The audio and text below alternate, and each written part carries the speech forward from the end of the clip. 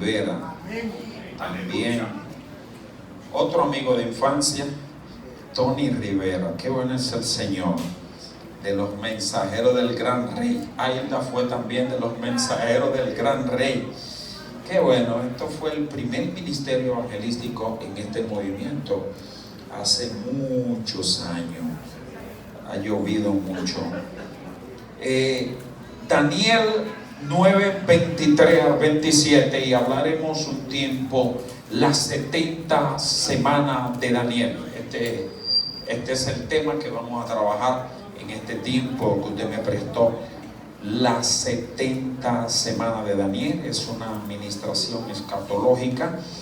¿Qué es escatología? Escatología son las profecías de los tiempos finales. Eso es sencillamente escatología. Entonces, esta es una administración escatológica. Cuando hablamos de administración escatológica, tiene que ver con las profecías de los tiempos finales. Las profecías de los tiempos finales están registradas en todo el texto sagrado, porque hay quienes creen que nada más en Apocalipsis. En todo el texto sagrado están las profecías de los tiempos finales. Entonces, vamos a entrar en materia en este tiempo que usted me prestó sus oídos para hablar de la palabra del Señor. Cuán hermoso es hablar de la palabra del Señor. Para mí es un gozo hablar de la palabra del Señor. Cuando yo me reúno con un grupo y hablamos de la palabra del Señor, déjeme decirle que es la mejor conversación que usted puede tener, reunirse para hablar de la palabra de Dios. Daniel 9, 23. Leemos en el nombre del Padre, del Hijo y del Espíritu Santo. Dicen así las letras. Al principio de tus ruegos fue dada la orden, y yo he venido para enseñártela, porque tú eres muy amado. Entiende pues la orden y entiende la visión. 70 semanas están determinadas sobre tu pueblo y sobre tu santa ciudad, para terminar la prevaricación y poner fin al pecado y expiar la iniquidad, para traer la justicia perdurable y sellar la visión y la profecía y ungir al santo de los santos. Sabe pues y entiende que desde la salida de la orden para restaurar y edificar a Jerusalén hasta el Mesías príncipe habrá 7 semanas, y 62 semanas se volverá a edificar la plaza y el muro en tiempo angustioso. Lo dejamos ahí. Señor amado, gracias por tu palabra. Tus palabras son más cortantes que espada de doble filo. Tu palabra penetra al corazón y al alma. Tu palabra discierne pensamientos. Tu palabra se entran allá hasta los tuétanos, Dios. Señor amado, en esta hora queremos hablar de tu palabra. Permítenos, Dios, ser canal de edificación para esta casa. Y también, como tu palabra es espada de doble filo, salir edificado en medio de este conversatorio de tu palabra, en el nombre de Jesús. Amén. Las 70 semanas de Daniel. Qué bueno es el Señor. Lo primero que yo quiero, hermano, dejarle entender que esta semana que se encuentran en el libro de Daniel, capítulo 9, verso 23 hasta el 27. Esta semana hay 69 semanas en el reloj cronológico, en el reloj que usted mide, ¿verdad? El reloj humano. Hay 69 semanas, pero hay una semana en el Cairo de Dios, que es el reloj de Dios. Entonces, si usted toma su calculadora y usted calcula, son 70 semanas de 7 años. Y si usted calcula 70 por 7, le va a dar 490 años. Ahora bien, Ya le dije que cronológicamente en el reloj humano se han cumplido 483 años de las 70 semanas de Daniel. Pero hay todavía una semana de 7 años que está en el reloj crono, y de eso nos vamos a dar cuenta en un tiempo. Es decir, que 69 semanas han entrado en cumplimiento, y vamos a hablar y vamos a detallar este asunto. Entonces, lo primero que debemos entender, ¿cuál era el contexto en que se encontraba Daniel? Daniel entra en un tiempo de consagración y de oración, porque está preocupado, porque en las profecías de Jeremías estaba escrito que 70 años era el cautiverio de Israel. ¿Cuál cautiverio? Recuerden que Israel, con el problema de Jeroboam y Roboam, Israel se dividió en dos reinos: reino del norte y reino del sur. Entonces, en el 722, reino del norte es tomado cautivo por los asirios. Eso es lo que le dicen teológicamente la desaparición de las 10 tribus, porque estas tribus en la historia bíblica usted no la vuelve a encontrar. Entonces, luego viene en el 586 el rey babilónico Nabucodonosor y toma cautivo al reino del sur. Entonces son llevados a Babilonia, y al llegar el tiempo de terminar la esclavitud allá en Babilonia, Daniel está preocupado y entra en un tiempo de consagración para saber por qué el pueblo está cautivo, si ha llegado ya el tiempo del regreso del pueblo. Es en ese contexto donde el Señor decide hablar a Daniel, y le dice que desde el primer día en que él se dispuso a orar, le fue dada la orden. Baja el ángel Gabriel, primero se presenta una oposición en el aire por el príncipe de Persia. El príncipe es quien comanda la comunidad, ¿verdad? Donde quiera hay un principado. Entonces el príncipe de Persia se opone en el aire por 21 días, pero la insistencia de Daniel, orando para recibir la respuesta, porque se habían cumplido los 70 años de cautividad que había profetizado Jeremías, y entonces Daniel estaba pidiendo que el Señor le diera una respuesta acerca de por qué el pueblo no se había decretado el regreso. Entonces es en ese contexto que el Señor viene y envía a su ángel, el ángel Gabriel, quien se llega a Daniel y le dice: desde el día que te arrodillaste para traer delante de mí esta petición, fue dada la orden. ¿Qué es la orden? La orden es sencillamente la autorización de devolver a su tierra original, de edificar los muros, el pueblo de Israel. ¿A quién fue dada la orden? La orden fue dada a los reyes persas. Recuerden que en el contexto en que Daniel se encontraba, Daniel estaba en el primer rey perso, Darío. Recuerden que aunque ellos fueron cautivos por el imperio babilónico, pero entonces el hijo de Nabucodonosor, Belsasar, un día se volvió loco y mandó a buscar todos los vasos del templo que trajeron de los judíos, porque él entendió que estos judíos esclavos y esos utensilios no tenían importancia, y empezó a bailar con su concubina y con todas su gente ahí. Ok, y entonces una mano aparece en la pared, y entonces se cae, se rompe el reino de los babilónicos, y entra lo que es el reinado medo-persa. Esa misma noche, como dice la profecía, apareció una mano escribiendo en la pared: Mene, mene, tekel upasin, ha sido pesado en balanza y ha sido hallado farto, y tu reino es traspasado. Esa misma noche invadió el imperio medo-persa y mataron al rey Belsasar. Entonces entró el imperio medo-persa, que es el imperio con el que el Señor tenía el propósito para tratar con estos tres reyes: Darío, Artajerjes y Ciro, para hablarle. De hecho, a Ciro, 100 años antes de que ocurriera, de que Ciro naciera, ya estaba la profecía en Isaías de que era el canal para que el pueblo regresara.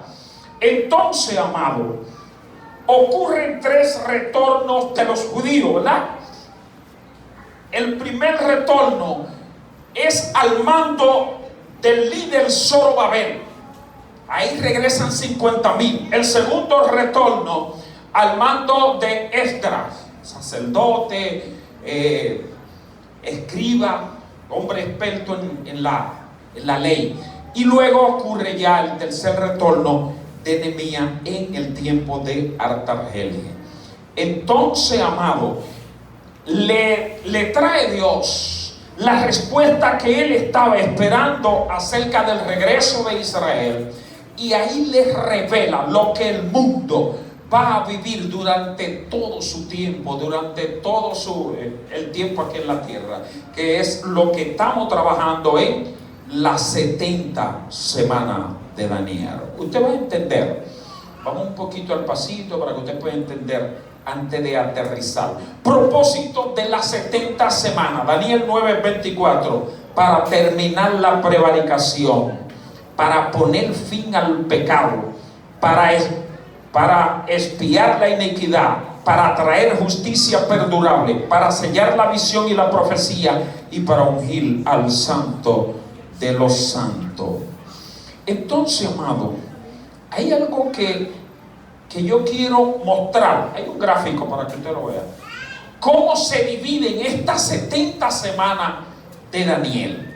Entonces, ubícalo ahí más adelante. Ajá, ahí viene el gráfico. Sigue más adelante, que ya eso es el retorno. Entonces, sigue hacia adelante hasta donde llega. Ahí llegó el gráfico. Entonces, hermano, ¿cómo se dividen estas 70 semanas que usted tiene ahí en el libro de Daniel, verdad? Este decreto es la orden de la que estábamos hablando, ¿verdad? Y usted me dirá, ¿pero a quién es que le están dando la orden? ¿Le están dando la orden a evangélicos? ¿Le están dando la orden a hombres creyentes en la ley de Dios? No. Cuando la orden baja, cuando el decreto divino baja, no importa quién esté gobernando. Mire, puede ser el demonio encarnado, y si bajó la orden bajó del cielo y hay que ejecutarla. Entonces, eso es lo que le dice el ángel Gabriel. Desde el día en que te dispusiste a orar, bajó la orden. En el cielo dieron un manotazo en la mesa, o donde dan los manotazos la gente de autoridad, y dijeron: hoy he decretado que el pueblo sale ya de la cautividad. Entonces, desde el día que dieron la orden hasta la reconstrucción del muro de Jerusalén pasaron 7 semanas.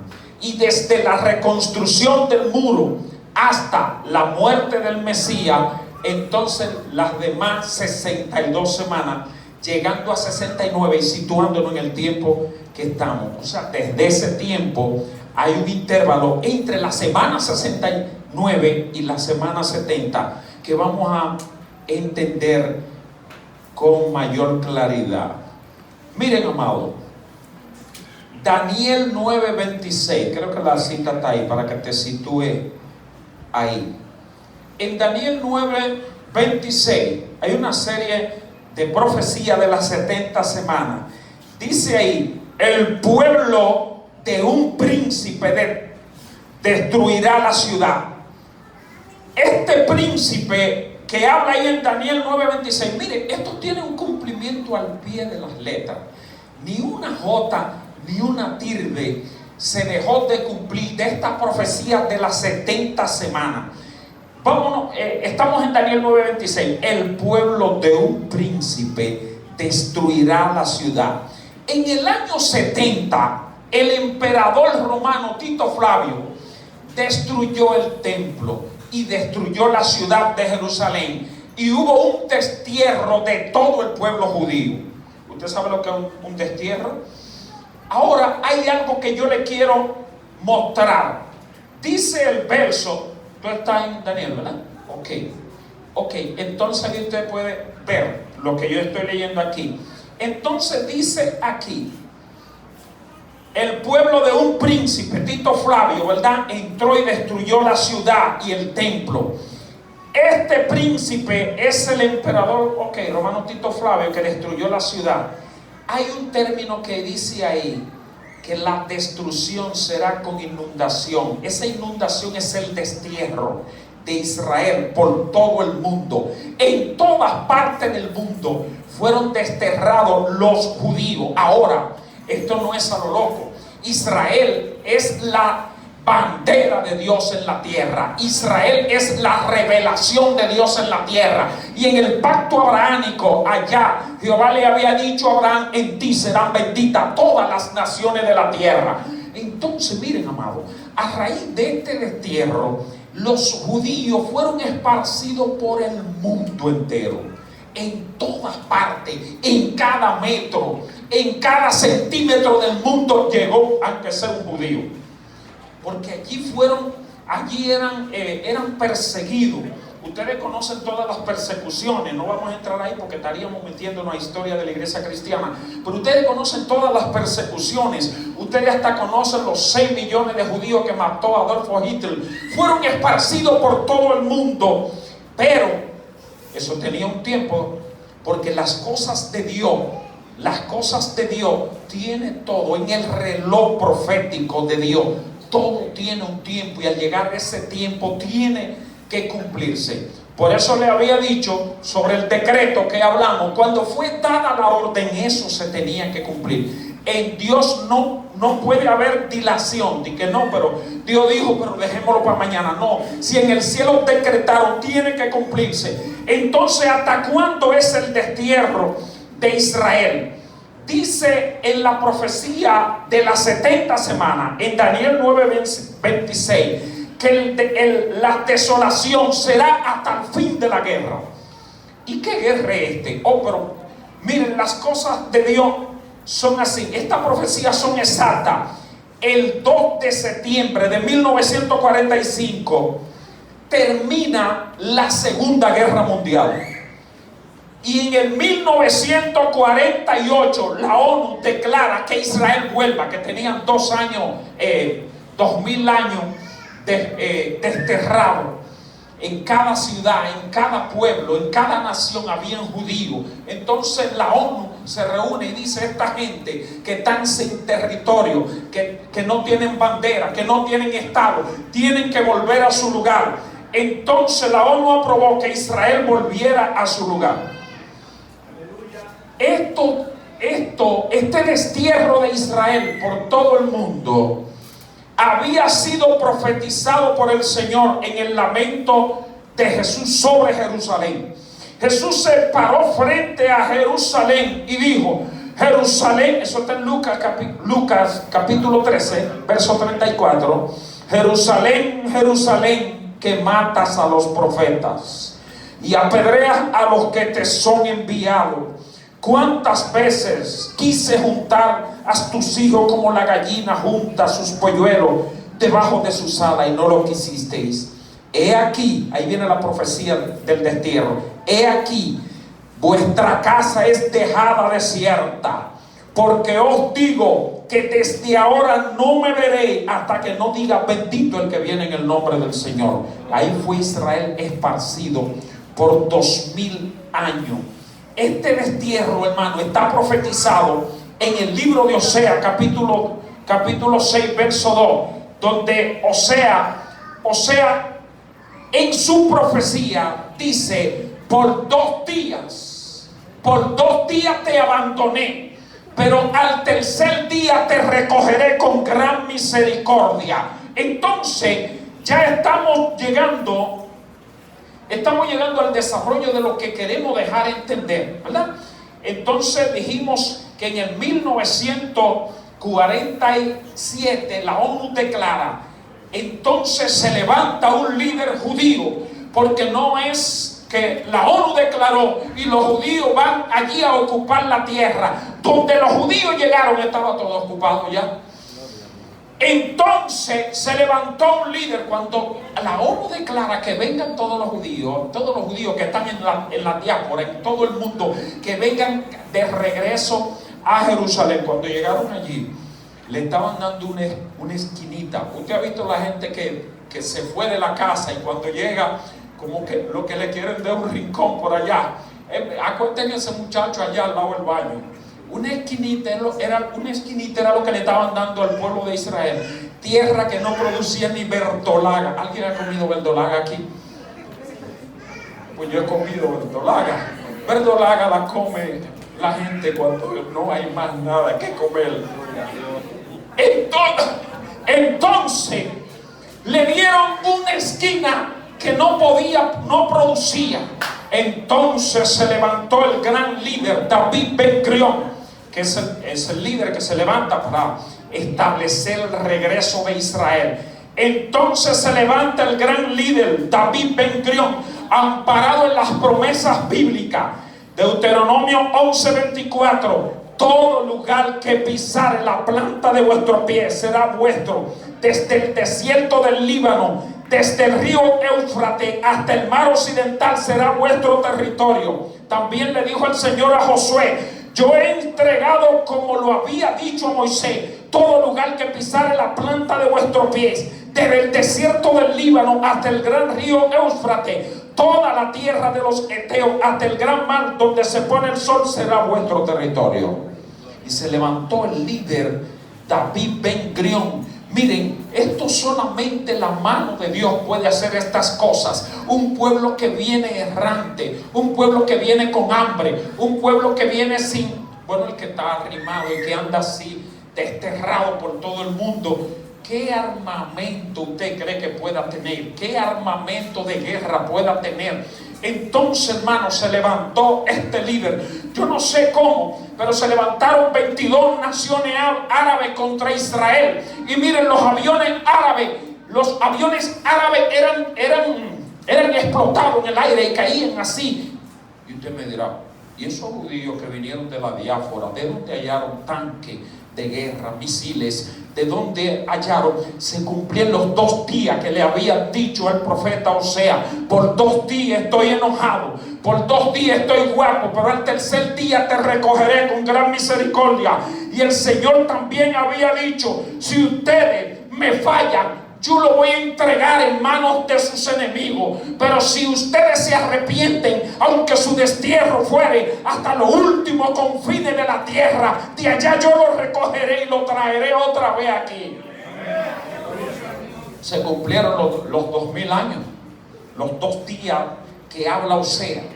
Se cumplieron los 2 días, los 2000 años. Israel tenía que regresar a su tierra y se establece en el 1948 el pueblo de Israel, dando cumplimiento a lo que estaba establecido en la palabra del Señor. Entonces, amado, a partir de este punto hemos pasado 69 semanas. Entonces, la semana 70. ¿Qué es la semana 70? La mayoría de escuelas teológicas coinciden que es el establecimiento del gobierno del anticristo, gobierno dirigido por Satanás. Es la gran tribulación, lo que usted popularmente conoce como la gran tribulación. Entonces, amado, yo quiero decirle que el primer acontecimiento que va a ocurrir en el cumplimiento de la semana 70 es lo próximo que viene. Es lo próximo que va a ver la iglesia. En el cumplimiento de la semana 70, el día que marquen el tiempo y la hora en el reloj caído de Dios, que se cumple la semana 70, se producirá el arrebatamiento de la iglesia del Señor. Entonces, el arrebatamiento de la iglesia del Señor previo a la manifestación del anticristo. Ese día los muertos serán resucitados, los muertos en Cristo, como dice 1 Tesalonicenses 4:16, porque el Señor mismo, con voz de mando, con voz de arcángel y con trompeta de Dios, descenderá del cielo, y los muertos en Cristo resucitarán primero. Luego nosotros, los que vivimos, los que hayamos quedado, seremos arrebatados juntamente con ellos en las nubes para recibir al Señor en el aire, y así estaremos para siempre con el Señor. El día en que el reloj profético de Dios pase de la semana 69 que estamos viviendo a la semana 70, la iglesia será arrebatada al cielo. Ese día simultáneamente dará inicio el proceso de la gran tribulación, y en el cielo las bodas del Cordero. Pero ¿cómo, pastor? Pero yo he oído por ahí que la iglesia pasará por la gran tribulación. Vamos a analizar esto en estos minutos que usted me prestó. Hay 3 líneas de pensamiento acerca de este tema. Hay 3 líneas de pensamiento acerca de la iglesia y la gran tribulación. La escuela de pensamiento post-tribulación, la escuela de pensamiento mid-tribulación y la escuela de pensamiento pre-tribulación. Entonces, amado, miren lo que yo le quiero decir. Los post-tribulacionistas son los que entienden en su teología o ideología, como usted le quiera llamar, que la iglesia será raptada después de la gran tribulación. Pero vamos a ver qué dice la palabra, porque entonces la palabra dice otra cosa. Entonces los tribulacionistas entienden que la iglesia será levantada en la mitad de la gran tribulación, después que haya pasado el proceso de la manifestación de la primera bestia y la segunda bestia. Entonces yo quiero decirle algo. Estas 2 líneas de pensamiento se fundamentan en Mateo 24:29 y 2 Tesalonicenses 2:15. Eso está por ahí, ministro. Dale para allá para que podamos tener una idea.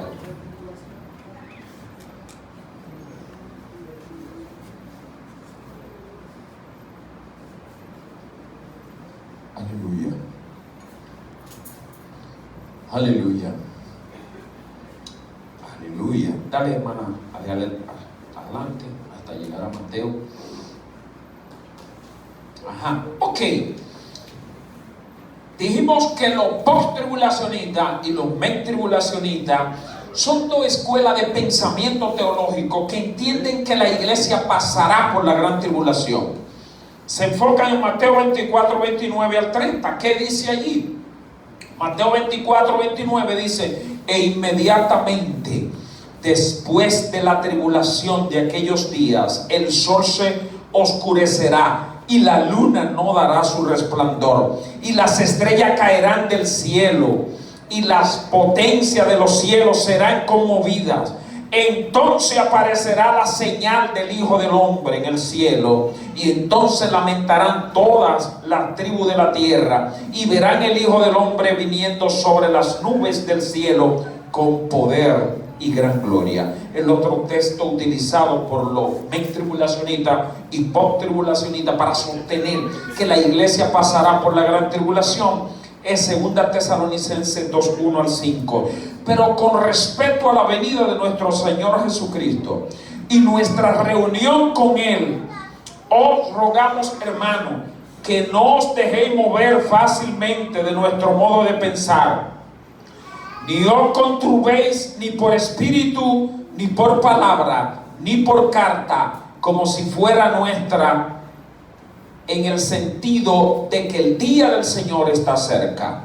Nadie os engañe en ninguna manera, porque no vendrá sin que antes venga la apostasía y se manifieste el hombre de pecado. Cuando usted lee esas 2 citas, dice: wow, vamos para allá directo para la gran tribulación. Ahora hay que darle su interpretación lógica del texto sagrado.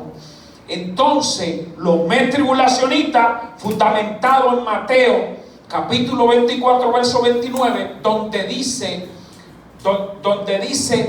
que el sol se oscurecerá y la luna no dará su resplandor, y entonces las estrellas del cielo, la luna no dará su resplandor y las estrellas del cielo caerán del cielo y las potencias de los cielos serán conmovidas. Entonces aparecerá la señal del Hijo del Hombre. O sea, cuando usted le dicen, y después de la tribulación de aquellos días, y le dicen entonces, y le dicen aquí en 2 Tesalonicenses capítulo 2 verso 1 al 5, que no vendrá el advenimiento de Cristo hasta que no se manifieste el hombre de pecado. Cuando usted le ponen esos dos fundamentos bíblicos, usted dice, pues vamos para la gran tribulación. Ahora vamos a interpretar esto. El problema radica en que en la palabra del Señor están registrados dos eventos de la venida del Señor, y usted tiene que saber interpretar cuando la Biblia le habla de un evento que es el arrebatamiento de la iglesia de Cristo, y cuando la Biblia le está hablando de la segunda venida de Cristo, que son dos cosas diferentes. Y estos pasajes que acabamos de leer, que son los que sustentan la teología de los tribulacionistas y postribulacionistas, estos pasajes son pasajes que hablan de la segunda venida del Señor, no del arrebatamiento de la iglesia. Lo que yo le quiero dejar entender es que el arrebatamiento de la iglesia es el traslado de los creyentes al cielo. Es el tiempo en que el Señor recibirá en el aire los muertos en Cristo. Y la segunda venida, oiga, la primera venida se va a la iglesia con Cristo. En la segunda venida, y lo recibimos en el aire, en la segunda venida viene la iglesia con Cristo para destruir, terminar el gobierno del anticristo y la gran tribulación y gobernar con Cristo 1000 años. Entonces vamos a chequear este asunto bien para que no quede duda acerca de este tema. Miren, amado, la diferencia entre ambos eventos, porque cuando usted lee en el mismo libro de Mateo,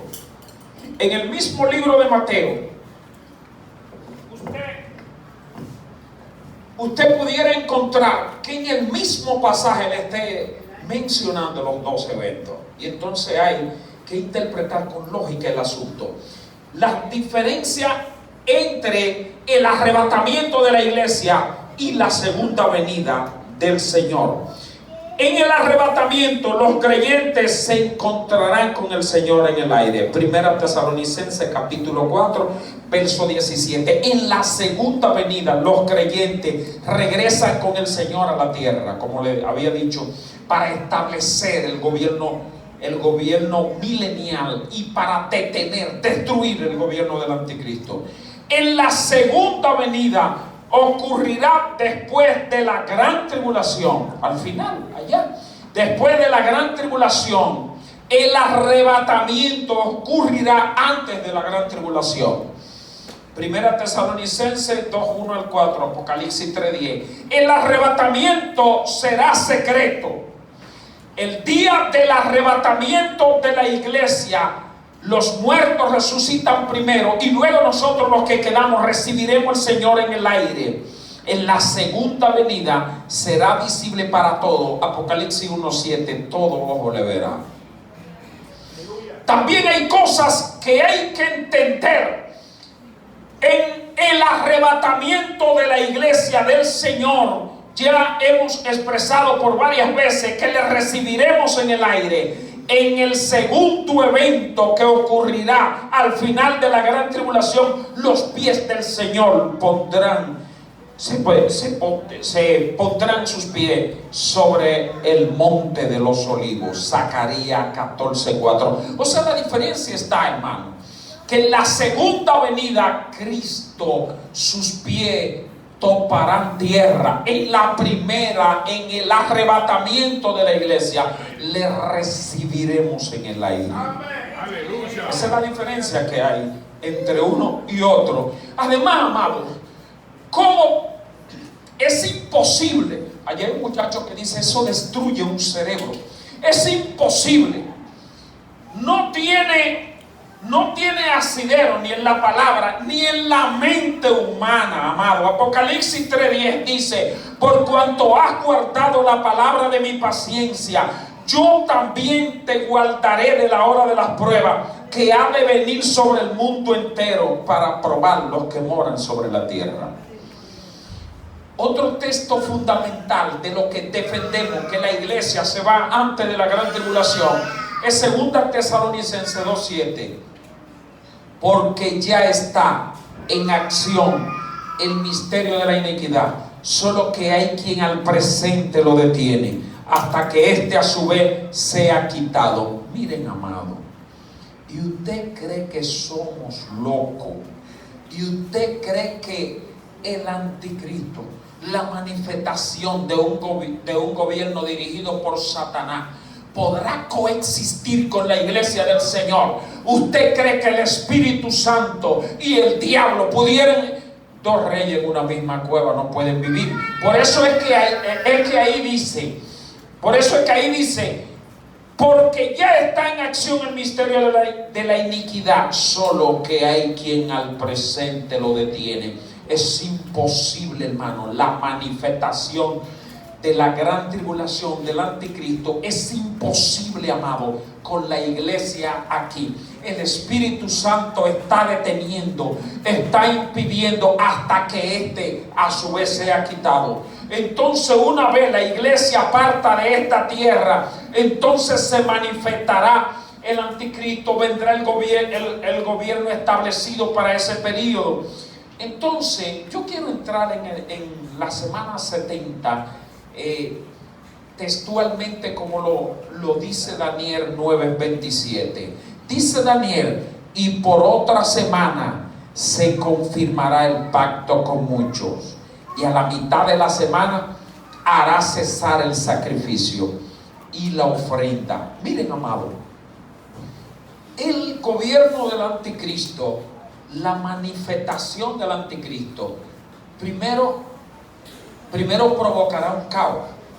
Ustedes saben que provocará un caos, y un caos sería una forma difícil de gobernar. De hecho, ya el tiempo, la plenitud de los gentiles ya se ha cumplido. Es decir, los gobiernos humanos terminaron ahí su proceso. Entonces provocará un caos para hacer alianza con lo que queda del caos, los gobiernos, las naciones, los imperios. Entonces aquí dice en Daniel: y por otra semana confirmará el pacto, o sea, hará pacto con muchos. De hecho, cuando usted se va a Apocalipsis 13:1 y le presenta la primera manifestación, dice: me paré sobre la arena del mar y vi subir del mar una bestia que tenía 7 cabezas y 10 cuernos, y en su cuerno 10 diademas. Las diademas son símbolos de reinado, de naciones que van a apoyar a este gobierno del anticristo. Entonces, amado, dice que hará pacto con todas esas naciones. Por eso usted ve 10 diademas, 10 naciones. Por eso usted ve 10 cabezas, 10 formas de gobernar para complacer a las naciones que apoyan este gobierno. Ahora bien, ahí ocurre el pacto con la nación judía también. Y usted me dirá: ¿cómo el pacto con la nación judía?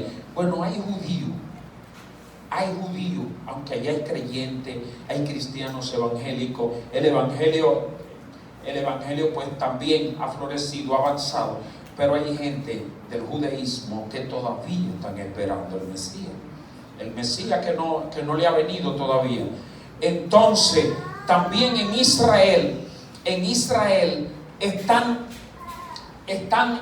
deseosos de levantar su templo, porque en Israel no hay un templo profético. Recuerden que el primer templo construido por Salomón lo destruyó Nabucodonosor en el 586.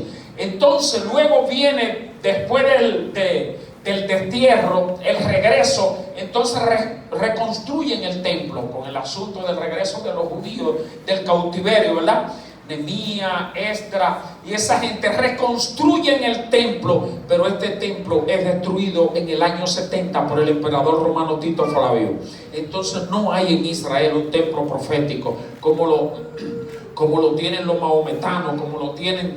Usted no vio en la noticia un templo histórico que se le quemó allá en Inglaterra. O sea, en Israel no hay un templo profético, un templo así, ¿verdad? Y entonces Israel, el judaísmo anhela tener su tercer templo. Entonces, cuando se construye en Israel el tercer templo, eso estará marcando inicio del fin de nuestro tiempo. Eso estará marcando inicio ya del arrebatamiento de la iglesia del Señor. Entonces, miren, amado, el anticristo establecerá pacto con todas las naciones y aún con los judaístas, con los judaísmos que todavía están esperando el Mesías y con su anhelo de construir su tercer templo. Entonces hay que darle todas las ayudas a esos muchachos y hacer pacto con ellos para que construyan su gran templo. Y yo no estoy hablando de un templo como el que nosotros estamos aquí o como el que pastoreamos allá en Romana. No, yo estoy hablando de un templo que ocupa una ciudad completa. Ese será el tercer templo. De hecho, hay unos planos, investigue para que usted vea, hay unos planos acerca de la construcción del tercer templo en Israel, porque los judíos se han quedado con esa espina de que no tienen un templo profético, a donde todo el turismo, a donde todo el mundo vaya, de toda parte del mundo. Ahora bien, dice aquí, en el capítulo 27, en el verso 27, después con las muchedumbres de las abominaciones vendrá el desolador, hasta que venga la consumación y lo que está determinado se derrame sobre el desolador. Explicamos esto para entrar en la parte final. Miren, amado, dice, y después con la muchedumbre de las abominaciones vendrá el desolador. ¿Usted sabe qué es eso? Con la muchedumbre de las abominaciones, miren, todo lo que va a acontecer en ese tiempo de la manifestación del gobierno del anticristo dejará una desolación a nivel mundial, una catástrofe a nivel mundial. Entonces dice que después con la muchedumbre de las abominaciones vendrá el desolador hasta que venga la consumación. ¿Usted sabe qué es lo que es la consumación? La consumación es el regreso de Cristo en su segunda venida para detener el gobierno del anticristo. Usted sabe lo que dice la palabra del Señor en cuanto a este tema. Dice 2 Tesalonicenses 2:4, el cual se opone contra todo lo que se llama Dios y es objeto de culto, tanto que se siente en el templo como Dios, haciéndose pasar por Dios. Entonces dice que a la mitad del pacto cesará el sacrificio. O sea, a la mitad del pacto, al pasar la primera manifestación del gobierno del anticristo, entonces ahí hará cesar el sacrificio. Ahí verán la cara real del gobierno del anticristo. Y entonces ahí es donde el pueblo judío que hizo pacto se dará cuenta que este no es el Mesías.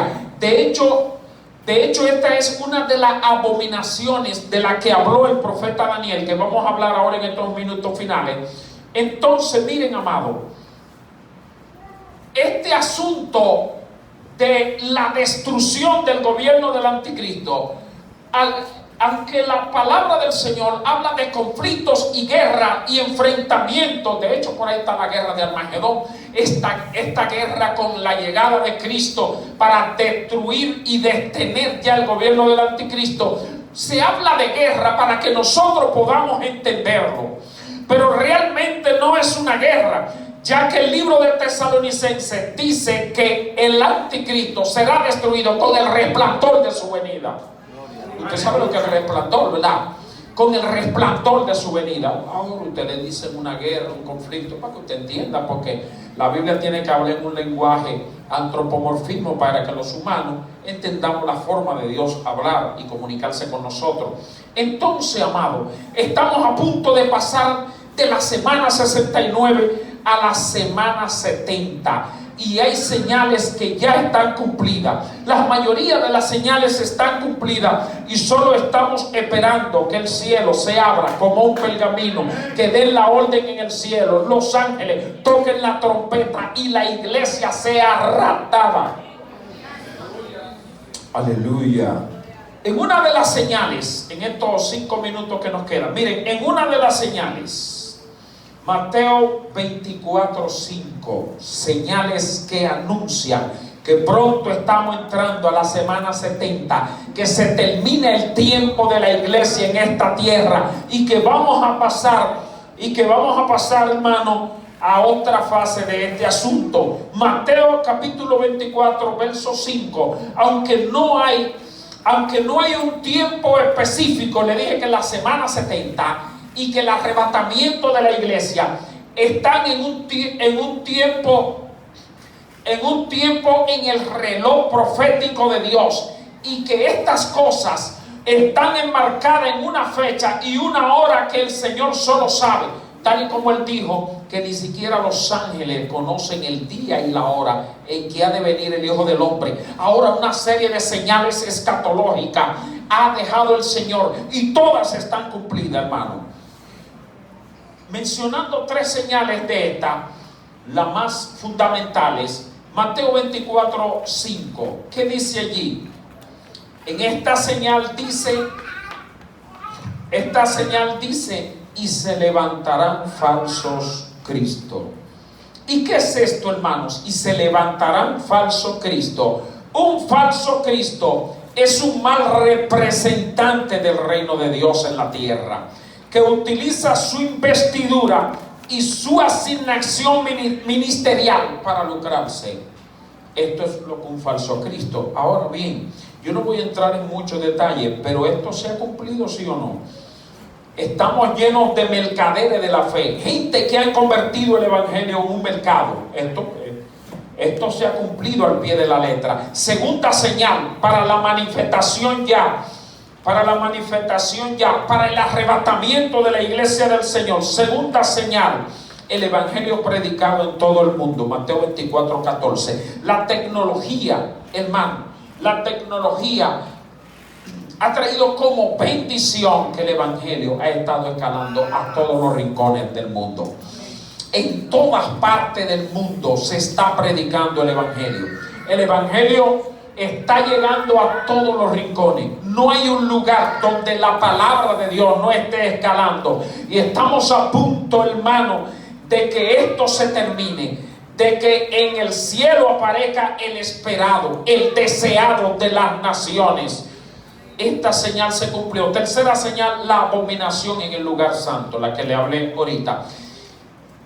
El Señor dijo, cuando vea la abominación en el lugar santo, de la que habló el profeta Daniel, el que le entienda, esta profecía tiene 3 cumplimientos fundamentales. Primer cumplimiento de la abominación en el lugar santo fue cuando el emperador sirio Antíoco Epífanes sacrificó un cerdo en el altar, y esto provocó una revelación de los judíos, lo que se conoce como la revelación de los macabeos, cuando él sacrifica un cerdo en el altar, profanando el altar de Dios. Primer cumplimiento de esta profecía. Segundo cumplimiento, cuando en el 70, lo que hablamos, el emperador romano Tito Flavio destruye el templo. Esto estaba profetizado ya por el Señor, cuando dijo, ves, este templo y todo lo que tú ves aquí, no quedará piedra sobre piedra que no sea derribada. Mire, esta profecía se cumplió al pie de la letra, porque las columnas, las vigas estaban enchapadas de oro y tenían oro por todas partes. Y cuando derrumbaron el templo, vinieron la gente que buscan donde rompen algo, ¿verdad? Y estaban rompiendo piedra sobre piedra, viga sobre viga, buscando el oro que había dentro de las vigas y la columna, para cumplir al pie de la letra lo que dijo el Señor: no quedará piedra sobre piedra que no sea derribada. Entonces El tercer cumplimiento es cuando el anticristo, al edificar el tercer templo, se ponga en el templo y pida que le adoren y sea objeto de adoración. Esa es la tercera abominación en el lugar santo. Ahora, ¿por qué esto es una señal escatológica? Porque la construcción del tercer templo en Israel está marcando el tiempo de la iglesia salir de esta tierra. En Israel ya está la planificación para la edificación de un tercer templo. Se han hecho reuniones en Israel para hablar de la edificación de este templo, porque como la nación escogida por Dios no tiene un templo profético, esto se ha hablado allí. Una vez se inicie, aunque sea la reconstrucción de este templo, esto marcará el fin de nuestros tiempos. Entonces, amado, la cuarta y última señal es la señal de la higuera, donde el Señor dice: de la higuera aprende la parábola. Cuando ya su rama es tan tierna y brotan las hojas, sabéis que el verano está cerca. Así también vosotros, cuando veáis todas estas cosas, conoced que está cerca, que está a la puerta. De cierto te digo que no pasará esta generación hasta que todo esto acontezca. La señal de la higuera. La higuera, donde quiera que usted lo vea en las Sagradas Escrituras, representa a la nación judía. Ahora bien, todo lo que representa a la nación judía después del nacimiento de la iglesia, también representa a la iglesia del Señor. Cuando veáis estas cosas, cuando usted vea que lo que antes era dulce, hoy le dicen amargo, está a punto de ocurrir el arrebatamiento de la iglesia del Señor. Cuando usted vea que lo que antes era pecado hoy no es nada, está a punto de ocurrir el arrebatamiento de la iglesia del Señor. Cuando usted vea la abominación en el lugar santo, cuando usted vea la depravación, cuando usted vea el comercio de la fe, cuando usted vea todas estas cosas, erguíos, porque vuestra redención se acerca. Estamos a punto de levantarnos de esta tierra y se necesita hoy más que nunca vestirse de lino fino. Hoy más que nunca se necesita una iglesia en santidad, porque sin santidad nadie verá al Señor. Estamos a punto de salir de esta tierra. Se ha cumplido el tiempo de la iglesia. Estamos entrando en la semana 70 y nada va a impedir que la iglesia sea arrebatada. Aleluya. La iglesia será raptada, aunque lo niegue el comunismo, aunque lo niegue el ateísmo, la iglesia será raptada. He aquí yo digo un misterio nuevo: no todos dormiremos, pero todos seremos transformados en un momento, en un abrir y cerrar de ojos, a la final trompeta, porque se tocará la trompeta y los muertos resucitados incorruptibles, y nosotros seremos transformados. Aleluya. Aleluya. Erguíos, porque vuestra redención se acerca. Todo está cumplido, hermano. Todo está cumplido. Lo único que estamos esperando es el advenimiento del Mesías. Aquí lo único que estamos esperando es que usted y yo empecemos a volar para recibirlo en el aire. Y esto está a punto de acontecer. Hay muchas metas que tenemos en esta tierra, pero la principal meta de cada hombre y de cada mujer es llegar al cielo. Independientemente de que necesitamos todas las cosas como humanos en esta tierra, pero fundamentalmente, como dijo el Señor: he aquí vengo pronto, y mi galardón conmigo. Retén lo que tiene para que ninguno tome tu corona. El Señor les bendiga.